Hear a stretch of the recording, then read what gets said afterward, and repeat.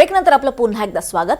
मुंबई महापालिकेसह राज्यभरात असदुद्दीन ओवैसींच्या एमआयएम पक्षानं दमदार कामगिरी केली आणि त्यानंतर ओवैसी एनडीटीव्ही मराठीला त्यांनी खास मुलाखत दिली आहे। आपण पाहूयात।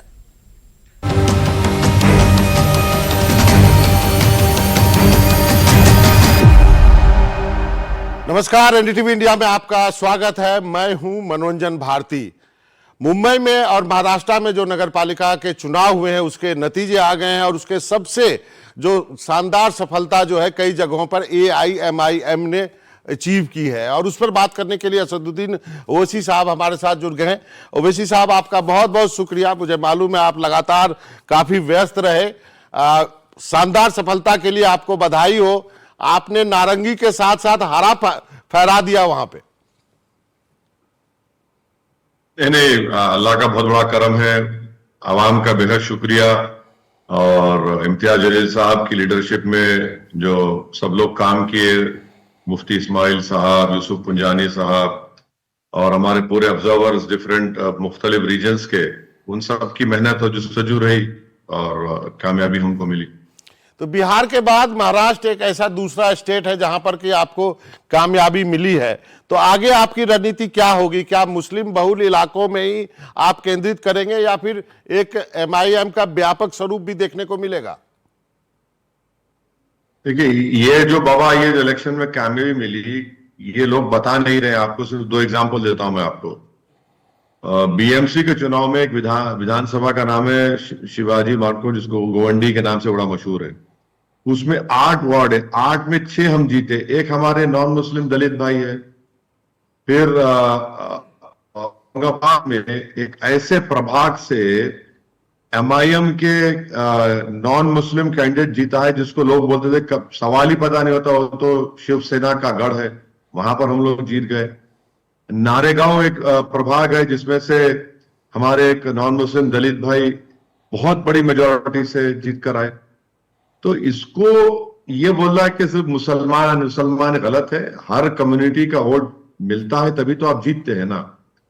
हाँ, ये बात सही है कि हम चाहते हैं कि मुसलमान अल्पसंख्यक समाज की पॉलिटिकल लीडरशिप बने और उससे हम समझते कि वो चाबी है जो तमाम तालों को खोलती है इंसाफ के लिए, विकास के लिए, सम्मान के लिए। तो ये हम काम कर रहे हैं। तो आपके कहने का मतलब है जो मुस्लिम और दलित का कॉम्बिनेशन है, जो हमारे गांव में भी दिखता है, उनके टोले भी आसपास ही होते हैं, वो आपके लिए काम कर रहा है और उसमें आप बाकी वोट जोड़ना चाहते हैं? अभी हमको बहुत काम करना है, बहुत मेहनत करना है और हमने एक कोशिश भी की। बिहार चुनाव में आजाद समाज पार्टी के हमारे भाई चंद्रशेखर रावण के साथ मिलकर और फिर स्वामी प्रसाद मौर्य साहब के साथ मिलकर हमने कोशिश की। तो इस तरह की कोशिश को अब देश के कोने कोने में हमको लेकर जाने की बहुत बड़ी जरूरत है और इसी से ही हम लोकशाही को, जमहूरियत को और पिछड़े और कमजोर समाज को हम लोग इंसाफ दिला पाएंगे। क्या यही रणनीति आपके लिए काम कर रही है? क्या आने वाले दिनों में हम एआईएमआईएम से अधिक हिंदू फेसेज को भी चुनाव लड़ते देखेंगे? नहीं, अभी लड़ रहे हैं, अभी भी लड़ रहे हैं, जीत भी रहे हैं और भी देखेंगे, आप बिल्कुल देखेंगे। लेकिन कई लोग तो ये कह रहे हैं ना कि आपके वजह से जो एक ध्रुवीकरण हुआ उससे भाजपा को भी फायदा हुआ, इसलिए नारंगी भी चमका और हरा भी चमका। अब बाबा, देश की लैला तो हम हैं, कोई हमसे खुश नहीं है। जो हमारे पॉलिटिकल अपोनेंट्स, चाहे वो महिला हो या मर्द लोग हो, उनको लगता है कि बस इल्जाम लगा दो। अब आप बताइए बाबा, अकोला में हमारे 3 कॉर्पोरेटर्स जीतते, 62,000 के करीब हमको वोट मिलता है। अब तकलीफ हो रही है आपको। नांदेड़ में हमारे 14 कॉर्पोरेटर जीते हैं। धुलिया में हमारा जो इलेक्शन लड़े थे वो अजीत पवार साथ चले गए, वो नाकाम हुए। हमारे बड़ी तादाद में हमारे कॉर्पोरेटर्स जीते धुलिया विधानसभा से। औरंगाबाद में तो इम्तियाज जलील को इतना बदनाम और रुस्वा करने की कोशिश की गई, मगर वहां की जनता ने अल्हम्दुलिल्लाह अल्लाह के फजल करम से 33 हमारे कॉर्पोरेटर्स कामयाब हुए हैं। तो अब इल्जाम लगाने वाले, अब मैं क्या करूं? अब 8 अगर हम मुंबई में जीतते हैं, शरद पवार और अजीत पवार नहीं जीतते हैं, तो इसमें मेरी क्या गलती है? जो जनता फैसला कर रही है। लेकिन ये आरोप तो आप पर लगेगा और लगता रहा है, पहले भी लगा है। मुझे इसकी कोई फिक्र नहीं है, क्योंकि आरोप लगाने वाले गुरूर और तकब्बुर और अहंकार का शिकार हैं। वो ये समझते कि जब वो राजनीति में है तो उनको खुदा ने ही ये राइट दिया है कि वो हुक्मरान बनेंगे या वो वही राजनीति करेंगे और दूसरे गुलामी करेंगे, दरी बिछाएंगे। वो जमाना खत्म हो चुका है। तुम अपने घर में बैठ के भी उस तरह की राजनीति नहीं कर पाओगे, तो बाहर तो छोड़ दो। जनता बाशऊर हो चुकी है और जनता ये देख रही है कि भाई हमको अपनी लीडरशिप चाहिए। अगर आप बोलेंगे कि नहीं तुम्हारा मुकद्दर ये कि तुम दरी बिछाओ, तो नहीं हो पाएगा ना। तो इसका मतलब ये जो आपने दरी बिछाने वाली बात कही, ये फ्रेज जो है ये बहुत चलता है पॉलिटिकल सर्किल में। तो मैं सीधा सीधा पूछता हूं, क्या कांग्रेस ने मुसलमानों को टेकन फॉर द ग्रांटेड लिया, इसके वजह से मुसलमान एमआईएम को वोट कर रहा है? बाबा देखिए, मेरी पार्टी की कमजोरी या गलतियों को मैं आपके सामने रख सकता हूं। दूसरी पार्टी की जिम्मेदारी वो उनके ऊपर है, वो उनको देखना चाहिए। मुझे उसकी कोई फिक्र भी नहीं है, ना मुझे उसकी, मेरा तो उनसे ताल्लुक नहीं है, मैं प्रिवी नहीं हूं। वो उनका मामला है। मेरे घर की जो बात है मैं अपने घर की बात कर सकता हूं, उनका मैं क्या बोलूं। एक सवाल यहां पे उठता है कि क्या आप कांग्रेस, एनसीपी या उद्धव सेना से दूरी बनाए रखेंगे या स्थानीय स्तर पर आप समझौता करने के लिए उनसे ओपन है? अरे मेरी परछाई से उनको डर लगता है तो मैं क्या करूं। मेरी परछाई से उनको नफरत है। कहीं पर अगर कोई नाम ले लिए तो गाली के सिवा नाम ही नहीं लेते हमको। इस चुनाव में क्या क्या नहीं अनाप शनाप उन्होंने कहा मेरे बारे में, तो मैं क्या कर सकता हूं। बिहार में बाबा आप जानते हैं, आप तो उसी प्रदेश से आते हैं। ईमानदारी से आपने खुद देखा इस बात को। आपने मुझसे सवाल किया था सीमांचल में, मैंने कहा हमने लेटर लिख कर दिया। हम तो चाह रहे थे, आप नहीं आना चाह रहे। हमको आपने एक्सट्रीमिस्ट कह दिया। हमको आपने कहां से जोकरों को बुलाया, अपने देश के कोने कोने से उन्होंने हम पे क्या क्या जो मन में आता था, जबान पे आता, बोलते थे हमारे बारे में। मगर सीमांचल की जनता ने उनको जवाब दिया। महाराष्ट्र में आप आए, फिर महाराष्ट्र की जनता ने आपको जवाब दे दिया। तो मैं क्या कर सकता हूं बाबा इस बारे में। नहीं, मैं तो चुनाव लड़ूंगा। नहीं, चुनाव हम लड़ेंगे, चुनाव लड़ेंगे, जीतेंगे भी इंशाल्लाह, जीतते रहेंगे। अगर जनता नहीं चाहे तो हारेंगे भी। मगर अगर कोई बोलेगा कि नहीं तुम लड़ना ही नहीं चुनाव, तो वो तो कोई नहीं सुनने वाला है, कोई नहीं सुनने वाला। नहीं, ओवैसी साहब, मैं चुनाव के बाद की स्थिति की बात करूं। यदि कहीं मेयर बनाने में यदि किसी कांग्रेस, शिवसेना, उद्धव सेना को आपकी जरूरत होगी तो क्या आप जाएंगे उनके साथ या नहीं जाएंगे? बाबा देखिए, जाएंगे का मतलब ये नहीं है कि आप आकर मुझसे बोलेंगे कि आप दरी बिछाओ और आप लेट जाओ, आप सो जाओ, नहीं होगा। अगर इज्जत के साथ हिस्सेदारी की बात होगी तो इम्तियाज जलील बात करेगा। अगर आप इज्जत नहीं देंगे और हिस्सेदारी की बात नहीं करेंगे तो हमको बराबर हम बात नहीं करेंगे आपसे।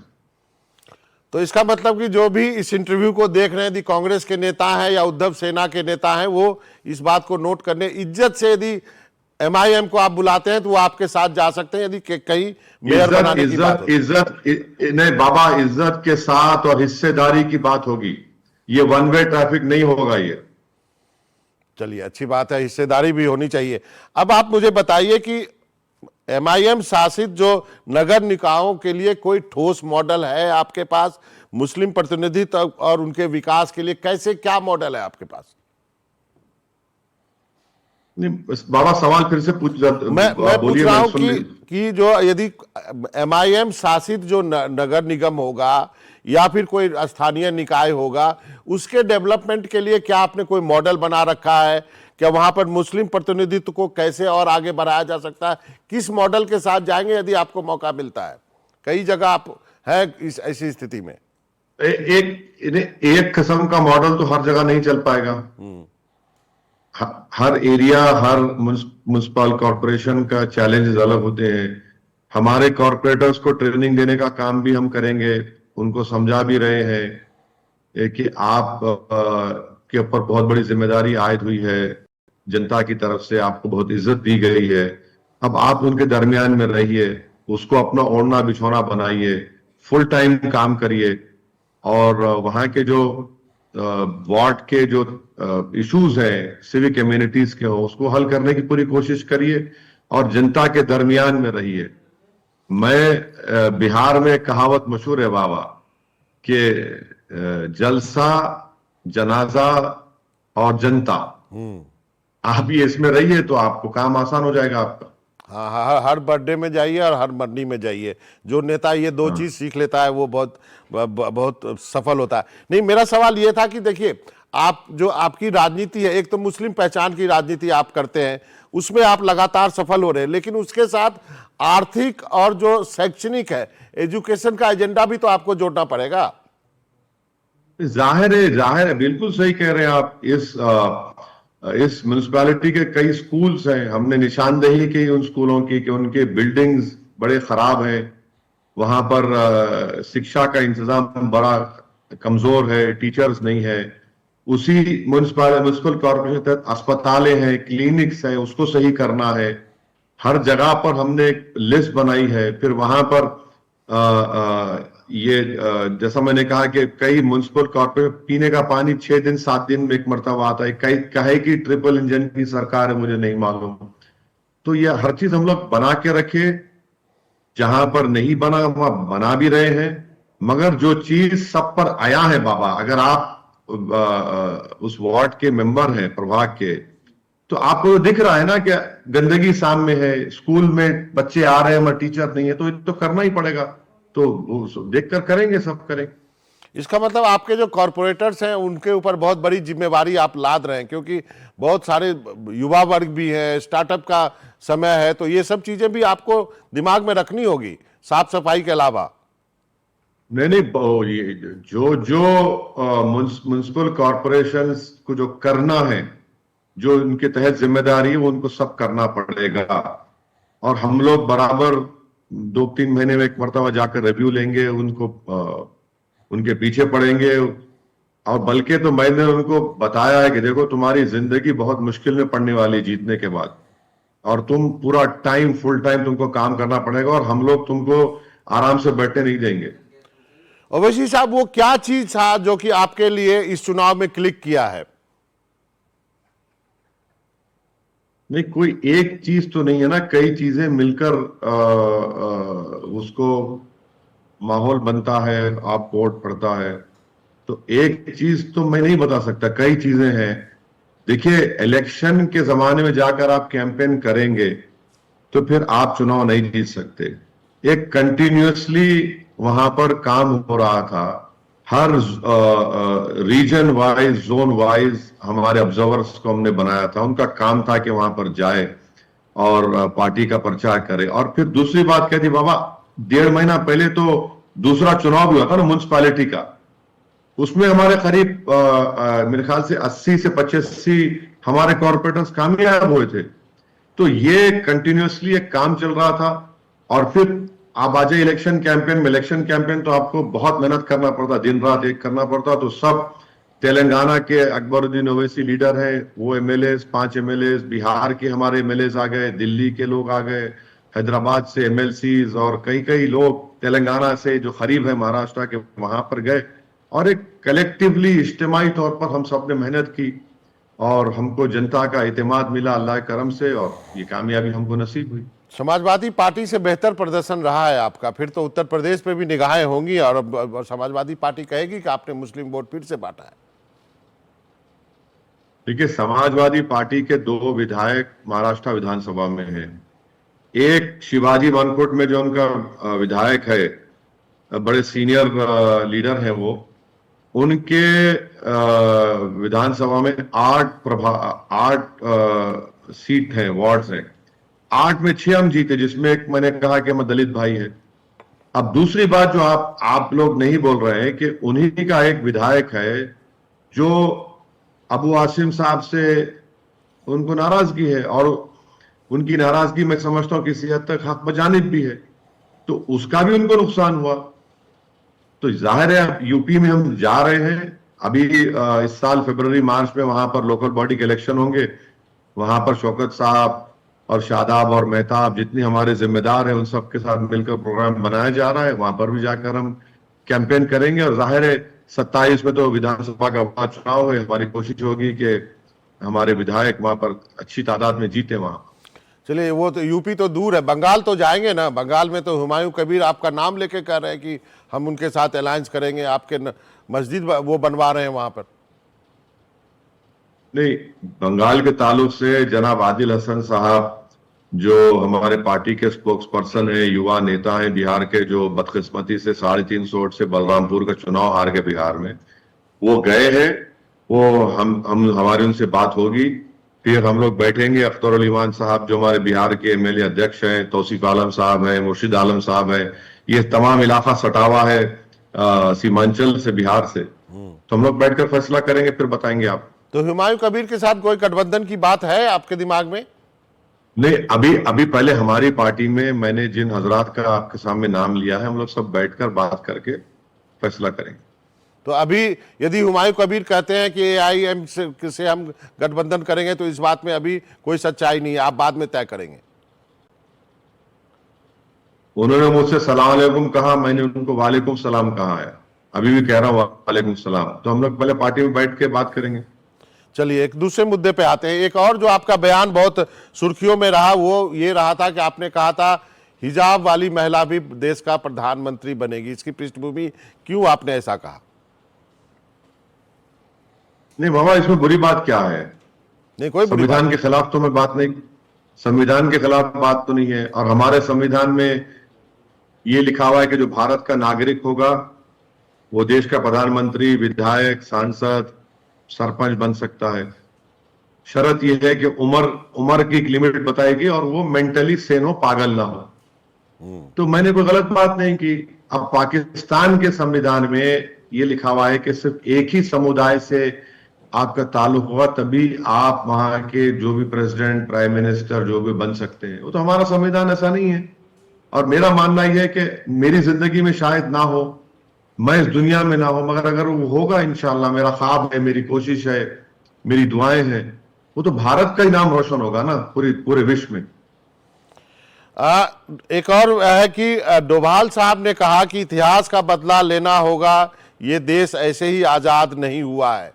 इस पे आप क्या टिप्पणी करेंगे? हमें अपने अतीत का बदला लेना है, भारत को फिर से महान बनाना है। हुन्स कहां से आए थे? हुन्स कहां से आए थे?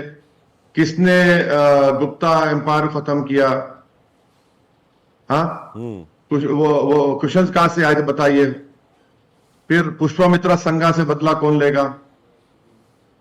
और ये तो मैं तो अभी आया नहीं हूं, मुसलमान आई नहीं, इससे पहले जो हो रहा था, स्वामी विवेकानंद ने कहा था कि जो उड़ीसा की सबसे बड़ी मंदिर है वो बौद्ध समाज की थी, उसका क्या होगा? अच्छा, अगर बदला लेना है तो अंग्रेजों से लीजिए ना, जिन्होंने 30 लाख बंगाल के लोगों को भूखा मार दिया था, उनसे बदला क्यों नहीं लेंगे आप? अब हुन्स आए थे तो वो सेंट्रल एशिया, चाइना से आए थे, उनसे बदला लेंगे आप? जी। अब अच्छा, फिर बदला लेने की आप बात कर रहे हैं तो फिर गोडसे का क्या करेंगे, जिसने गांधी की हत्या की थी? उससे बदला कौन लेगा? तो ये अगर आप सेलेक्टिवली आप जाएंगे तो फिर ये तो गलत होगा। फिर प्रधानमंत्री ने सोमनाथ जाकर क्या कहा था? प्रधानमंत्री ये भूल गए बाबा कि 1950 दिसंबर का ऑर्गेनाइजर मैगजीन ने लिखा था, गोलवालकर को कोट करके लिखा था कि महमूद गजनवी के साथ हिंदू लोग, राजा भी थे जिन्होंने सोमनाथ की मंदिर को लूटा। तो प्रधानमंत्री उनका नाम बताए देश को। और बदला लेने की बात अगर नेशनल सिक्योरिटी एडवाइजर कर रहे हैं तो किस किस से बदला लेंगे आप? किस किस से बदला लेंगे? कहां कहां जाकर खत्म होगा? सिर्फ ताजमहल बनाने वाले से बदला लेंगे या फिर जो बुद्धा के स्टैचुओं को तोड़ने वालों से बदला भी लेंगे क्या आप? कहां जाके रुकेंगे? चीन से बदला नहीं ले पा रहे हैं, जो हमारी 2000 स्क्वायर किलोमीटर जमीन पर कब्जा करके बैठा है, ऑल वेदर रोड्स बनाकर बैठ गया। डेप्सांग डेमचाक उनके कब्जे में आ गया है बड़ा हिस्सा। 15 पेट्रोलिंग पॉइंट पर हम जा नहीं सकते। और आप उस चीन से कह रहे हैं कि जिसने पाकिस्तान को 80% हथियार चीन का है, जिसने अपने एयरक्राफ्ट J-10 दिए, जी, पूरा सैटेलाइट इमेज, आप उनसे नरम रवैया इख्तियार कर रहे हो, देश को बोल रहे बदला लो। कहां खत्म होगा ये? आखिर ये बदले की भावना क्या है बताइए कि आपका बदला 6 दिसंबर को इत्मीनान नहीं पहुंचा आपको? चलिए बाबा एक बात बोल रहा हूं आपको, जी, एक जी, सुनिए। जी जी वीएन धार साहब थे, आईबी के बड़े ऑफिसर थे, उनकी वीएन किताब धार थे। पढ़िए आप।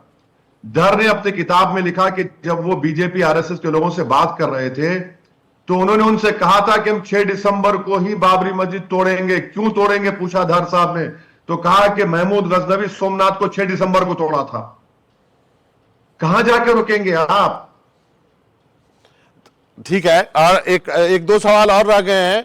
आरएसएस प्रमुख ने कहा कि भारत पे आंच आई तो सवाल हिंदुओं से होंगे।